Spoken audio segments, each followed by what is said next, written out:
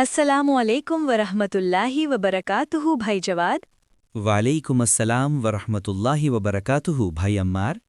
یہ بات سمجھ میں نہیں آئی کہ جس شخص نے غیبت کی تو گویا اس نے اپنے مرے ہوئے بھائی کا گوشت کھایا۔ عمار بھائی، تم ذرا سی بات بھی نہیں سمجھتے ہو۔ غیبت کہتے ہیں کسی کے پیٹھ پیچھے برائی کرنے کو، اور وہ برائی اس میں ہو بھی تو پیٹھ پیچھے کسی کی برائی کرنا اس قدر بری بات ہے جیسے اپنے مرے ہوئے بھائی کا گوشت کھائے۔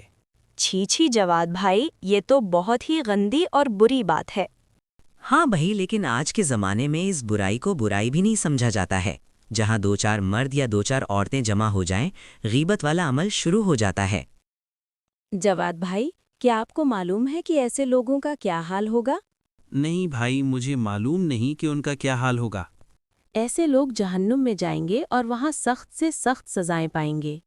اچھا بھائی، میں نے سنا ہے کہ جھوٹ بھی بہت بڑی برائی ہے اور جھوٹ سے فرشتوں کو بدبو آتی ہے، کیا یہ بات درست ہے؟ جواد بھائی، جھوٹ تو تمام برائیوں کی جڑ ہے۔ جھوٹ بولنے والوں پر قرآن میں جگہ جگہ لعنت فرمائی ہے۔ جھوٹ ایمان کو خراب کرنے والا مرض ہے۔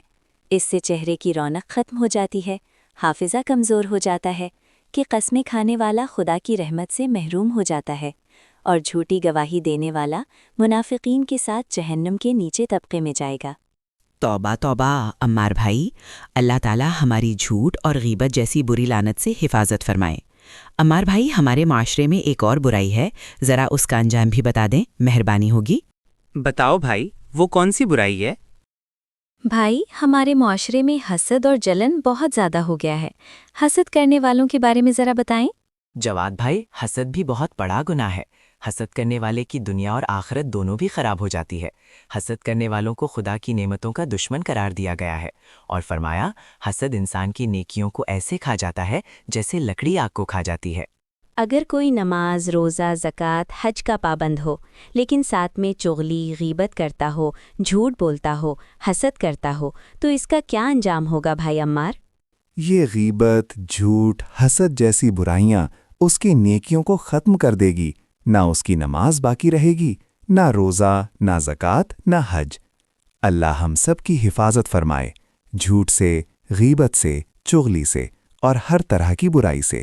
آمین۔ پھر ملیں گے۔ السلام علیکم ورحمۃ اللہ وبرکاتہ۔